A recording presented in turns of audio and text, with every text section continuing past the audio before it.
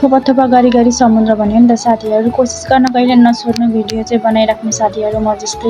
Hello साथीहरू, सन्चै हुनुहुन्छ भने आशा गर्दैछु। म चाहिँ निशा अनि मैले चाहिँ के रेकर्ड गर्न खोज्छु अनि भिडियो रेकर्ड गर्नुपर्छ नि त। भिडियो बनाइसकेपछि अनि भिडियो बनाउन लाग्दाखेरि कहिले च्याँ गर्छन्, कहिले गर्छन्।